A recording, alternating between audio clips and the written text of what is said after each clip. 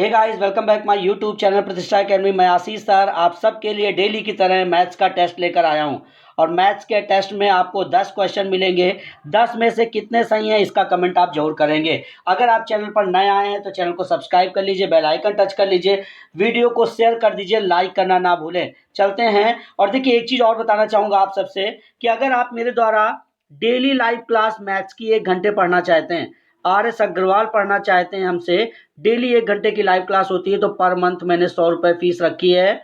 अगर आप ज्वाइन करना चाहते हैं तो 7007702889 पर हमें व्हाट्सअप कीजिए, डिटेल आपको दे दी जाएगी कैसे ज्वाइन करना है। चलते हैं आज के पहले क्वेश्चन की ओर। देखिए, पहला क्वेश्चन क्या है। एक बर्तन में 5 लीटर दूध और 1 लीटर पानी है, उसमें पानी की कितनी मात्रा मिलाई जाए ताकि मिश्रण में 2 भाग दूध और 1 भाग पानी हो जाए। जल्दी से जवाब दीजिए। हर एक क्वेश्चन के लिए आपके पास बहुत ज़्यादा तो 10 सेकंड का टाइम होगा। फटाफट से पेन कॉपी उठाइए और शुरू हो जाइए। देखिए, एक बर्तन में 2 चीज़ें हैं। क्या क्या है भाई? मैंने कह दिया कि ये दूध है, ये दूध है ऊपर, ठीक, और ये पानी है। पानी को मैंने पी से डिनोट कर दिया, ठीक है। और कह रहा है, अब देखो दूध को हमने ऊपर किया तो कह रहा है दूध कितना है, 5 लीटर है, ठीक है। और 1 लीटर पानी है बेटा, 1 लीटर पानी है, उसमें पानी की कितनी मात्रा मिलाई जाए। अब ये पानी है ना, ये नीचे, तो हमने मान लिया कि इसमें x मिला दिया जाए। कह रहा ना पानी की कितनी मात्रा मिलाई जाए, तो हमने x मिला दिया। तो अगर पानी की कितनी मात्रा मिलाई जाए ताकि मिश्रण में 2 भाग दूध हो जाए, मतलब दूध कितना हो जाए, 2 हो जाए, और पानी कितना हो जाए, 1 हो जाए। समझ में आया? अब देखो भाई, हम क्रॉस मल्टीप्लाई करेंगे। देखो, इसका इसमें और इसका इसमें, तो जब क्रॉस मल्टीप्लाई करेंगे तो क्या आएगा, 2। देखो 2 का 1 में 2 और प्लस 2x इक्वल टू क्या हो जाएगा, 5, ठीक है। तो अब देखो ये उधर जाएगा तो माइनस हो जाएगा। देखो 2x इक्वल टू क्या बचेगा भाई, देखो ये उधर जाए, उधर गया माइनस हो गया, 3 बचा। देखो 2 उधर जाएगा माइनस होगा, ये 2 इधर जाएगा माइनस हो जाएगा। तो अब अगर आप यहाँ से x की वैल्यू निकालें तो x का डिवाइड करेंगे 3 में, देखो तो क्या आएगा, 1 सही 1/2 लीटर। तो आपका बी ऑप्शन जो है वो राइट है। देखिए बी ऑप्शन राइट है। समझ में आया? चलिए चलते हैं सेकंड नंबर क्वेश्चन की ओर। देखिए नेक्स्ट क्वेश्चन क्या है। किसी व्यापार में ए 10,000 रुपये 9 महीने के लिए लगाता है। बेटा ध्यान दीजिए, ए जो है वो कितना लगा रहा है, ए 10,000 रुपये लगा रहा है और 9 महीने के लिए। भाई समय का गुणा करते ये ए है, ठीक है। कह रहा है कि बी 18,000 रुपये लगाता है। बी जो है वो 18,000 लगाता है और कितने महीने के लिए लगाता है, कुछ समय के लिए, पता नहीं कितने समय के लिए, तो टी मान लो। क्लियर? ये बी है और इनका ये रेशियो बन गया। बेटा हमेशा ये जो रेशियो बनता है ना, ये लाभ का रेशियो बनता है, ठीक है। अब नेक्स्ट कंडीशन में कह रहा है ए तथा बी का लाभ समान है, मतलब इनका लाभ समान है तो दोनों को हम बराबर कर सकते हैं। हम क्या कर सकते हैं, देखो 10,000 इंटू 9, तो 10,000 इंटू 9 और बराबर यहाँ पर क्या लिख सकते हैं, 18,000 इंटू टी, ठीक है। अब वैल्यू काट दो, ये 3 जीरो से 3 जीरो ये कैंसिल। देखो जरा 9 से कट रहा है, 9 दूनी 18 और 2 से काट दिया 5। तो बेटा टी इक्वल टू क्या निकला, 5। तो आंसर क्या निकल कर आया, 5 महीने। देखो बी का आपने टी माना था ना, तो टी का टाइम कितने महीने रहा, 5 महीने रहा, ठीक है। चलिए नेक्स्ट क्वेश्चन देखिए। नेक्स्ट क्वेश्चन, अमर और अजय की वर्तमान आयु का अनुपात 6:1 है। लिख लीजिए 6:1। देखिए 6 और 1 लिख लिया। इसके बाद कह रहे 7 वर्ष पश्चात, तो एज जो पश्चात या बिफोर जो भी बोलेगा वो बीच में लिखेंगे। यह अनुपात 7:2 हो जाता है, 7 और 2 हो जाता है बेटा, ठीक। अब हमेशा देखो कोई भी क्वेश्चन होगा, करने का तरीका देखो, बहुत ही ईजी तरीका। ऐसा तरीका मैं बताता हूँ जो हर एक क्वेश्चन में फॉलो करेगा। मैं डायरेक्ट माइनस करके भी आपको बता दूं, लेकिन ये वहीं पर फॉलो करेगा जहां पर ये डिफरेंस, ये वाले डिफरेंस समान आए, ठीक है। अब यहाँ मान लीजिए यहाँ समान आ रहा है, किसी क्वेश्चन में ना आया समान, तो क्या करेंगे, तो सीधे जो तरीका, वो तरीका सीखो जो हर क्वेश्चन में लगेगा। देखो इन दोनों का डिफरेंस देख लो, ठीक, हमेशा नीचे वाले का डिफरेंस देख लो। तो ये क्या डिफरेंस है, 5 है। अब बेटा इस 7 में 5 का गुणा कर दो, ठीक है। क्या आया, 7 में 5 का गुणा किया, 35 आ गया, 35 आ गया अपॉन।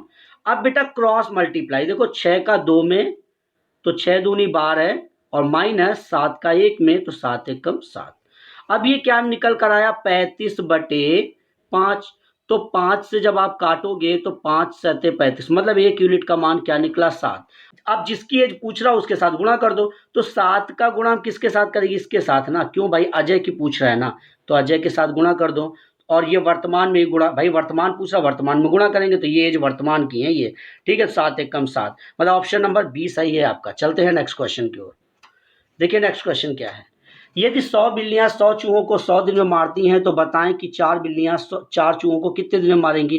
बेटा मैंने आपको एक तरीका बताया है, अगर आपने मेरे द्वारा मैथ पढ़ा है तो मैंने कहा है कुछ भी हो सबका गुणा कर देना और केवल काम को नीचे ले जाना। मतलब 100 बिल्लियां हैं, गुणा कर दो।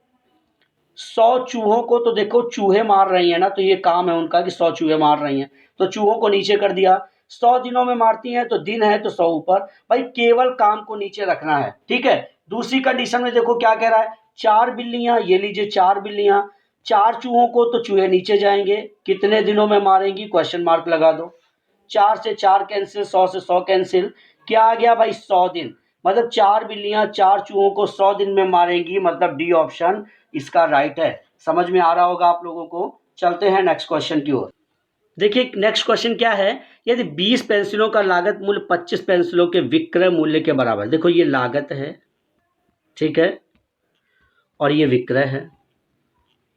ये देखो कह रहा 20 पेंसिल हैं और ये 25 हैं, ठीक, ये तो वस्तुएं हैं ना, कह रहा 20 पेंसिलों का, तो ये पेंसिलें हैं ना। कभी भी वस्तुएं दिया हो, रेट बनाना हो तो क्रॉस कर देना होता है, ये 25 और ये 20। अब बेटा देख लो, ये रेट आया, ये रेट आया, तो लागत लगाया 25 था, मिला उसे 5, इसका मतलब है कि उसे हानि हुई। हानि हुई ना, 25 रुपया लगाया, जब बेचा तो उसे 20 ही मिले, तो हानि हुई ना। हानि कितने की हुई भाई, 5 रुपए की। अपॉन में किस से, 25 से ही तो ना, क्योंकि 25 लगाए थे तो 25 में ही तो हानि ढूंढोगे। 25 इंटू 100, बेटा समझ में आ रहा होगा आप लोगों को। 25 100 के 100 और 4 पंचे 20, क्या परसेंट निकल कर आया भाई, 20%, मतलब बी ऑप्शन आपका राइट है। चलते हैं नेक्स्ट क्वेश्चन की ओर। देखिए नेक्स्ट क्वेश्चन क्या है। यदि बी की अपेक्षा ए 25% अधिक कमाता है तो ए से बी कितने परसेंट कम कमाता है। बेटा ध्यान देना, कभी भी आपसे कहता है इस टाइप का कि अकेला परसेंट दिया और कम और ज़्यादा की बात कर रहा हो, एक बार अधिक एक बार कमी, एक बार कमी एक बार अधिक, तो जो स्टार्टिंग में बोले ना 25 बोल रहा है उसे ऊपर लिख दो, ठीक है, अपॉन। अगर स्टार्टिंग में अधिक बोल रहा है, देखो अधिक बोल रहा है ना, ये देखो अधिक बोल रहा है, तो जैसे अगर अधिक बोलेगा तो नीचे 100 में जोड़कर लिख देना यही चीज़ 125। अगर स्टार्टिंग में कमी बोलता ना, इस जगह कमी, तो यहाँ 25 घटाकर लिखते हैं 100 में, मतलब 75 लिखते हैं, और इंटू 100 क्योंकि परसेंट निकाल रहे हैं। 25 पंचे और 5 से भाग दिया तो 20% आंसर। क्या आंसर निकल कर आया भाई, ऑप्शन नंबर बी। चलते हैं नेक्स्ट क्वेश्चन की ओर। देखिए जरा नेक्स्ट क्वेश्चन क्या है। 10 की पावर 3 सेंटीमीटर कितने मिलीमीटर के बराबर है। 4 आपके पास ऑप्शन है, दीजिए जल्दी से जवाब। ओरल करेंगे इस क्वेश्चन को आप लोग, कैसे करेंगे जरा देखो। 10 की पावर 3 सेंटीमीटर है, आपको ये पता होना चाहिए कि 1 सेंटीमीटर बराबर क्या होता है, कितना मिलीमीटर होता है, 10 मिलीमीटर होता है, ठीक है, 10 मिलीमीटर होता है। तो जब 1 सेंटीमीटर में 10 मिलीमीटर होता है और आपके पास यहाँ 10 की पावर 3 है, 10 की पावर 3 मतलब समझ रहे हो 1000, ठीक है, और कह रहा है कि मिलीमीटर में कन्वर्ट करो तो भाई मिलीमीटर 10 होता है, तो 10 में गुणा कर दिया, तो आंसर क्या निकल कर आया, एक के साथ कितने जीरो भाई, एक के साथ 4 जीरो, मतलब डी ऑप्शन आपका राइट हुआ। चलते हैं नेक्स्ट क्वेश्चन की ओर। देखिए नेक्स्ट क्वेश्चन क्या है। वर्ष 2010 और वर्ष 2012 में दिनों की कुल संख्या कितनी थी। अब जरा यहां से दिमाग लगाओ आप लोग। 2010 और 2012 में दिनों की कुल संख्या, कुल मतलब दोनों वर्षों का टोटल। अब आप देख रहे हो कि 10 जो 2010 है ये लीप ईयर तो है नहीं, तो एक साधारण वर्ष में कितने दिन होते हैं भाई, 365 होते हैं। 2012 लीप ईयर है भाई, जिसमें 4 का भाग चला जाए वो लीप ईयर है, तो देखो ये लीप ईयर है। तो अब हम क्या करें, इसमें जब लीप ईयर होता है तो उसमें एक दिन बढ़ जाता है, 366 हो गया, ठीक। तो जब हमने इन दोनों को जोड़ा, तो क्या निकला, ऑप्शन नंबर सी 731। भाई जोड़ोगे तो 731 निकल कर आएगा ना, ठीक है। चलिए देखिए नेक्स्ट क्वेश्चन। नेक्स्ट क्वेश्चन है, यदि अंडर रूट 2 की पावर n इक्वल टू 64। अब आप जरा देखो, इस जगह लिखा है 2 की पावर n इक्वल टू 64, तो बेटा हमें इस रूट को n का मान बताना, तो हमें इस रूट को हटा देना। अगर किसी का रूट हटाओगे, ये हटा दो, तो हमें दोनों ओर स्क्वायर करना पड़ेगा। किसी का रूट अगर हटाना है तो आप स्क्वायर कर दीजिए, तो इसका रूट हट गया, ये क्या बचा 2 की पावर n इक्वल टू, और इसको क्या लिख सकते हो भाई, इस 64 को क्या लिख सकते हो, देखो इस 64 को लिख सकते हो 2 की पावर 6।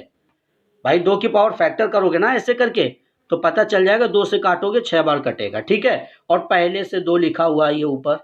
अब देखो बेस समान है, देखो दो बेस समान है ना, तो पावर भी समान हो जाएंगी। तो n इक्वल टू क्या आ जाएगा भाई, देखो 6 दूनी 12 है, n इक्वल टू 12 है, मतलब आपका ऑप्शन नंबर ए सही हो गया। चलते हैं नेक्स्ट क्वेश्चन की ओर। तो देखिए नेक्स्ट क्वेश्चन क्या है, निम्न में से कौन सी एक अपरिमेय संख्या है। अपरिमेय, देखो भाई अगर कोई भी संख्या बटे में लिखी है तो वो परिमेय है, मतलब ये भी परिमेय है, ये भी परिमेय है।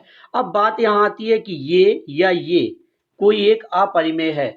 याद रखना, अपरिमेय संख्या अगर अंडर रूट में कोई संख्या और वो बाहर नहीं आ सकती तो वो अपरिमेय होगी, या फिर कोई भी अभाज्य संख्या अगर अंडर रूट में लगी है तो वो अपरिमेय होगी।